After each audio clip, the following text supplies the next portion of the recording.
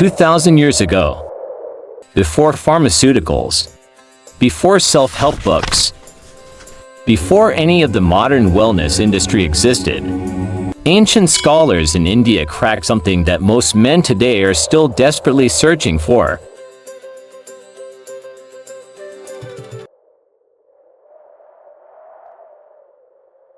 Mind-body control, complete physical endurance, the ability to be fully present, fully powerful, and fully in command of your own energy. They wrote it all down. They called it the Kamasutra. Before you say anything, the Kamasutra is not what you think it is. Western culture reduced it to a single idea. But the original text, it was a complete philosophy of mind, body, energy, and connection. A manual for human performance, written by some of the most sophisticated thinkers in ancient history. Today, I am pulling 15 of the most powerful techniques from that text, backed by modern neuroscience, sports psychology, and breathwork research, and breaking them down in a way you can actually use. Starting tonight if you want. Number 9 is the one most people have never heard of, and number 15? It is the reason everything else works. Stay with me. Let's learn 2,000 years of wisdom, 15 techniques, zero fluff.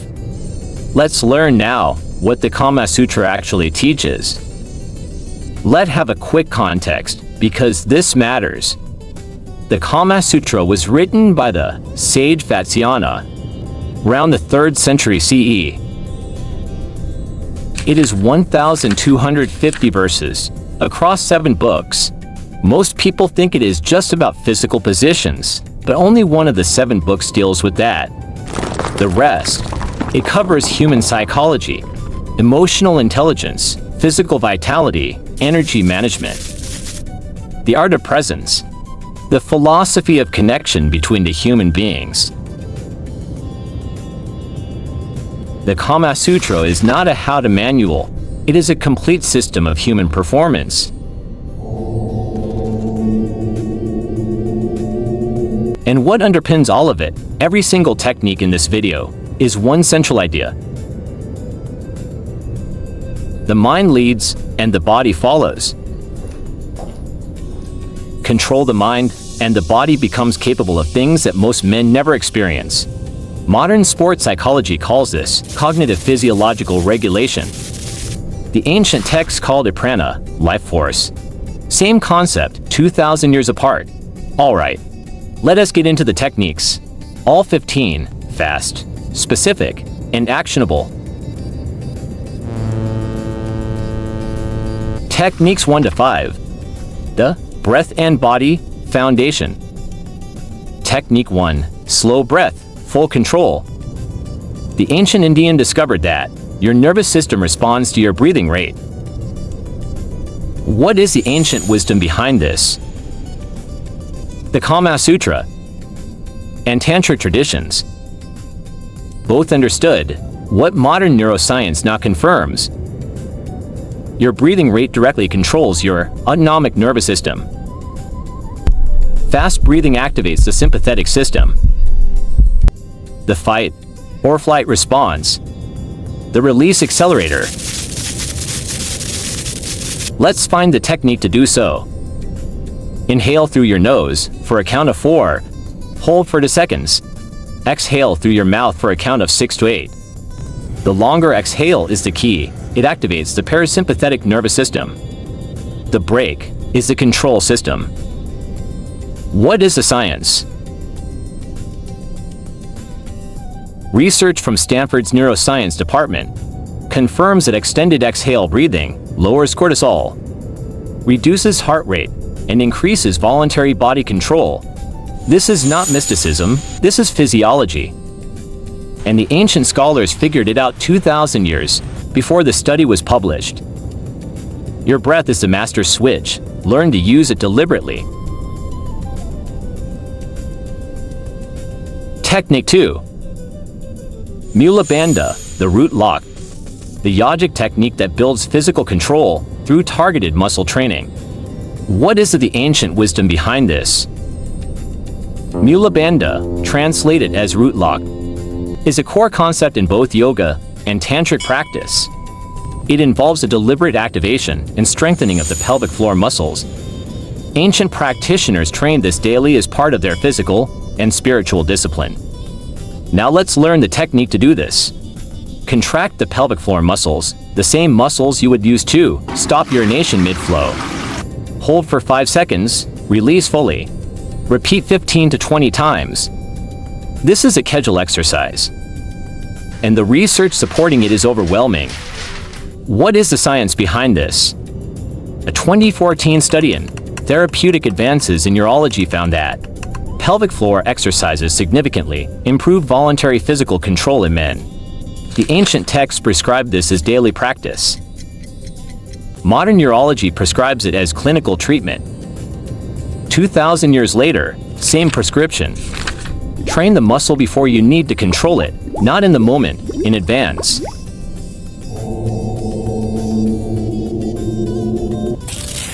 Technique 3. The 9-1 rhythm technique. How ancient lovers used intentional rhythm to build tension without losing control. What is the ancient wisdom behind this? The Kamasutra describes specific rhythmic patterns as a core element of physical mastery. The 9-1 principle. 9 slow, deliberate movements followed by 1 intense one is one of the most psychologically sophisticated techniques in the text. Let's find the technique. 9 slow, controlled, intentional movements. 1 full, intense movement, then back to 9. The pattern builds escalating tension while preventing the rapid physiological escalation that leads to early loss of control. It is interval training applied to human performance. What is the science behind this? Sports science calls this periodization, alternating intensity to maximize endurance. Professional athletes use this principle across every physical discipline. The Kamasutra was applying it to millennia before the term existed. Moving ahead to technique number 4. The 80% rule, ancient wisdom for sustainable peak performance. The ancient wisdom behind the technique. Ancient tantric philosophy describes the states, the valley, and the peak. Most entrained men sprint toward the peak, which creates a rapid loss of control and energy. Mastery means learning to stay in the valley, a state of sustained, controlled, high-level arousal without triggering the final cascade. Let's look at the technique. When you feel yourself approaching approximately 80% of your threshold, you deliberately shift focus. You slow down, you redirect to other forms of connection, presence, breath, emotional engagement. You let the intensity drop to 60%. Then you build again. This is called edging in modern sex therapy, and it has a significant body of research supporting it. What is the science behind this? Repeated edging practice has been shown to increase voluntary control and raise the threshold itself over time. You are essentially retraining your nervous system's response to high arousal states. Your body learns that high arousal does not automatically mean immediate release. The master does not race to the finish line. He learns to live at the edge. And now the technique number 5. The ice and fire principle. How to use temperature contrast as a tool for heightened sensory awareness. Let's find out the ancient wisdom. Ayurvedic texts, which deeply influence the Kamasutra, describe temperature as a fundamental regulator of physiological state. The concept of using temperature contrast to heighten sensitivity, while simultaneously reducing overstimulation, is woven throughout ancient Indian wellness philosophy.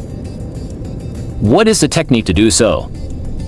Cold exposure before high arousal states, through cold showers or deliberate temperature contrast, activates the sympathetic nervous system and then triggers a powerful parasympathetic rebound. This rebound state is associated with heightened sensory awareness and improved physical control. Modern athletes use cold water, immersion, for exactly this reason. Let's find out the science behind this technique. Research on contrast therapy shows measurable improvements in neuromuscular control and recovery. The ancient texts were not describing magic, they were describing applied physiology. Temperature is a tool, use it consciously, and your body responds differently. Now moving ahead, let's look into technique 6 to 10, mind and body mastery. Technique 6. Using position as physiology. How body mechanics determine your level of control. What is the ancient wisdom behind this technique? The Kamasutra dedicates significant attention to physical positioning, not purely for variety, but because different positions create fundamentally different physiological demands. Ancient practitioners understood that body mechanics directly affect nervous system activation and, therefore, control. What is the technique? How to do? Positions that allow you to control your depth, speed, and muscle engagement give you significantly more voluntary control than positions that remove those variables. The principle is simple: the more physical variables you control consciously, the more physiological control you maintain. Choose positions that put you in the driver's seat of your own body. Your body mechanics are not neutral, every position is a choice about control. Technique number 7. The mental redirect. How ancient practitioners use cognitive focus to override physiological escalation. What the ancient wisdom tell about this technique. Tantric philosophy holds that the mind is the primary organ of physical experience, not the body. Ancient practitioners trained extensively in deliberate cognitive redirection. The ability to consciously shift mental focus away from escalating arousal and toward a neutral anchor point. Let's now find out the technique to do so. When physiological escalation begins approaching your threshold, deliberately shift your cognitive focus to a neutral, calming anchor. A visual in your mind, a breath count, a physical sensation in a non-aroused part of your body. This technique interrupts the neural feedback loop that drives rapid escalation. It is essentially a mindfulness intervention applied in real time. Then what today's the science says. Mindfulness-based interventions have extensive clinical research support for improving voluntary physiological regulation. The ability to redirect attention is a trainable cognitive skill, and the ancient texts were training it deliberately. The mind leads, train the mind, and the body obeys. Now looking into technique number 8. The 70% energy rule. Ancient warriors and lovers shared the same energy conservation principle.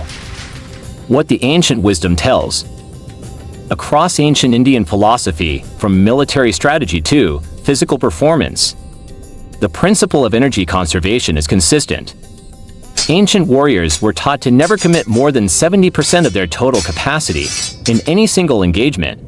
The reserve was not weakness, it was strategy. How to do it? What is a technique? Apply the same principle to physical performance. 70% effort, 30% held in reserve. This is not about performing less, it is about maintaining sustainable control rather than burning out in the first act. Athletes call this pacing. Ancient texts called it the wisdom of reserves. Modern science calls it sustainable output. The strongest men are not the ones who go all out. They are the ones who still have something left. Now coming to technique number 9. The false sensory engagement principle.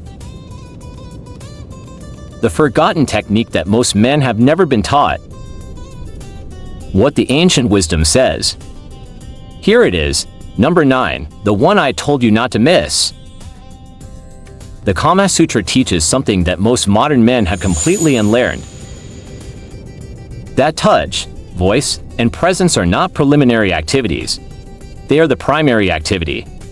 The text dedicates more space to the integration of all sensory channels than to any single physical technique. Then what is a technique? Deliberately incorporate all sensory channels throughout the experience. Touch that is varied and intentional. Voice used with purpose and warmth. Eye contact that creates genuine presence. This is not just about your partner's experience. This is about your own physiological state. Engaging multiple sensory channels simultaneously distributes nervous system activation, which actually reduces the single-channel escalation that leads to loss of control. What does science say about this technique? This is called sensory modulation, the deliberate use of multi-channel input to regulate arousal state. Occupational therapists and performance psychologists use this principle extensively. The Kamasutra was prescribing it as standard practice 2,000 years ago. Always remember that presence is not a mood, it is a technique, and it is the most powerful one in this entire list. Now coming to technique number 10. Tantric muscle isolation. Using specific muscle groups to redirect physiological energy. Let's find out what the ancient wisdoms say about this.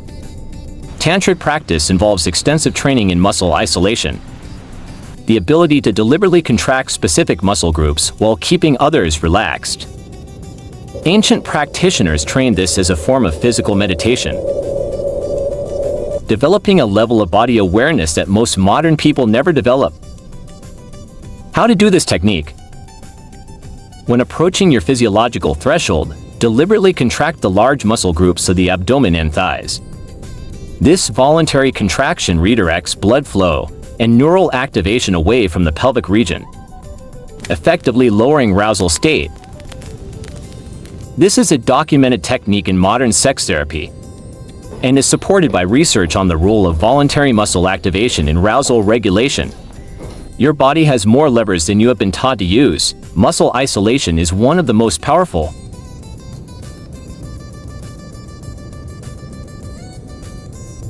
Now let's find out what techniques 11 to 15 says.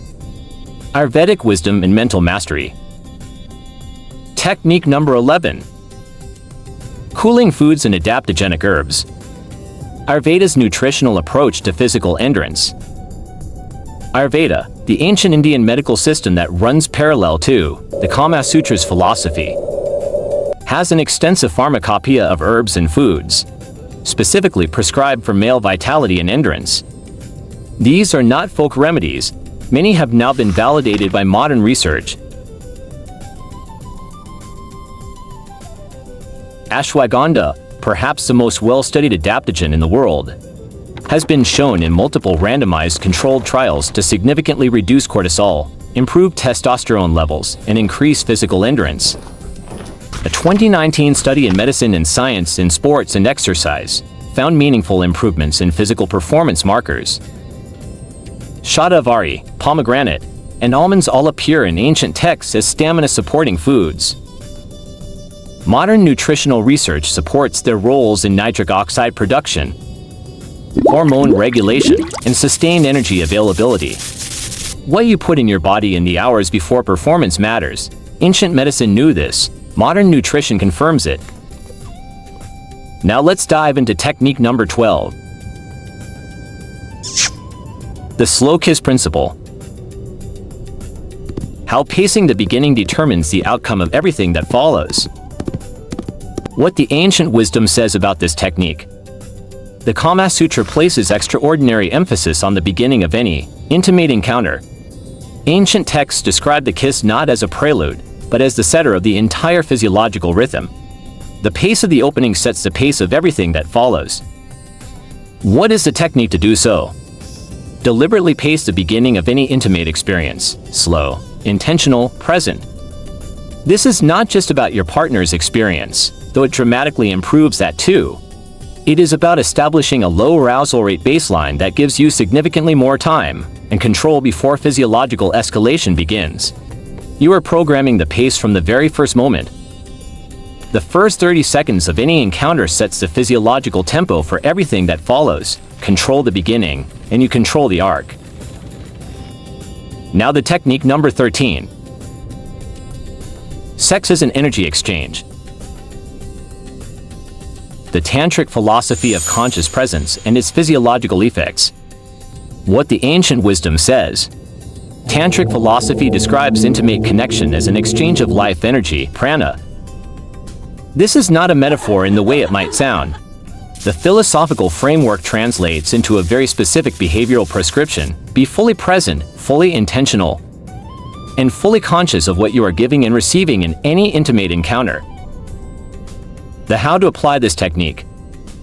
From a purely psychological standpoint, treating intimate connection as a sacred, present moment experience activates a completely different neurological state than treating it as a purely mechanical transaction. The prefrontal cortex stays engaged. Emotional regulation is maintained. Impulsive responses, including rapid physiological escalation, are reduced.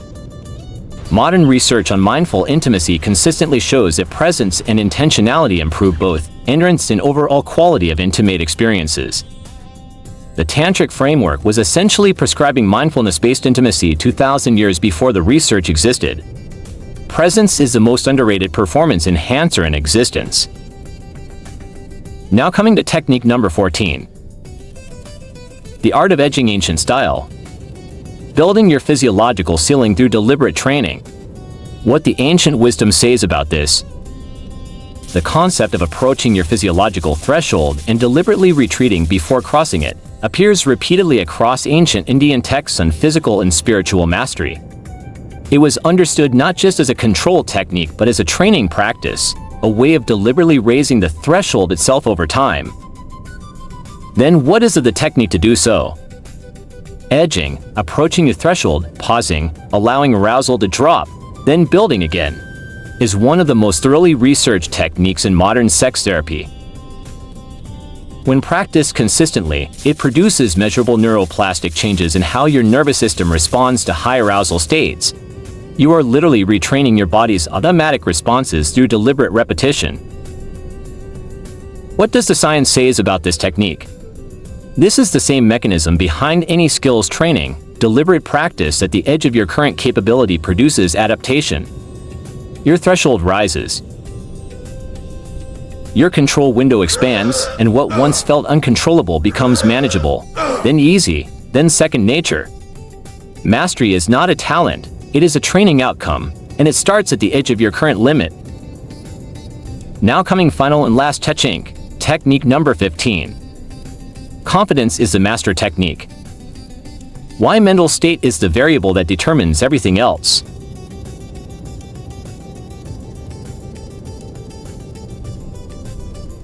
What the ancient wisdom tell about this? The final and most important teaching of the Kamasutra's approach to physical mastery is this: the body is the instrument, but the mind is the musician. Every technique in this video works through the same mechanism. They all change your mental and emotional state, which then changes your physiological response. And the single most powerful mental state for physical mastery is not excitement, not aggression, not performance energy. It is calm, grounded confidence. What does the science say? Here is what neuroscience tells us. Performance anxiety, specifically anxiety about performance, is one of the most powerful triggers of premature physiological escalation and loss of control.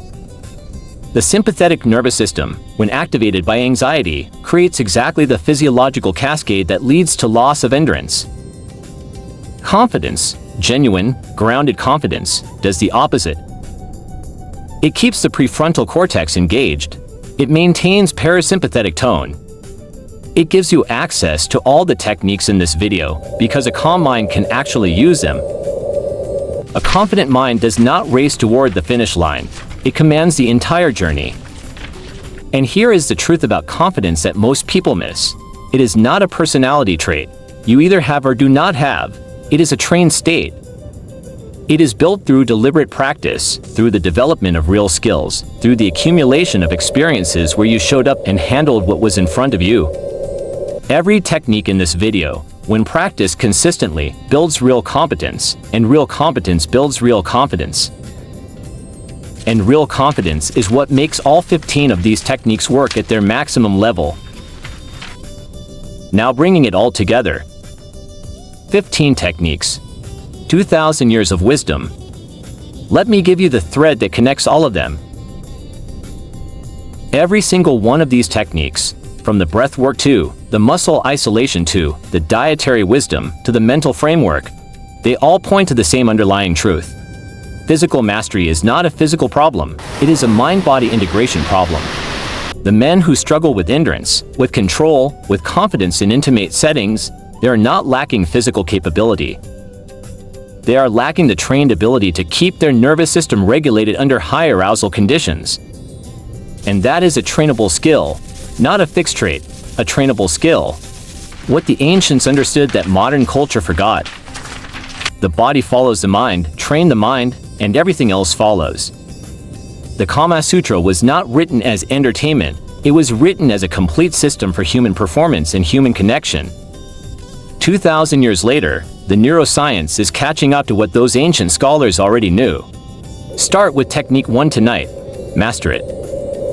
Then add technique 2, then 3. Give yourself 30 days of consistent practice. I promise you, you will be a different man. Now, call to action. If this video gave you something real, hit that like button right now. It is the #1 way to help this reach men who need it. Subscribe to the channel if you want more ancient wisdom, modern science, and practical techniques that actually work every week. Drop a comment, which of these 15 techniques are you going to try first? I read every comment, and I reply. Let's talk about it.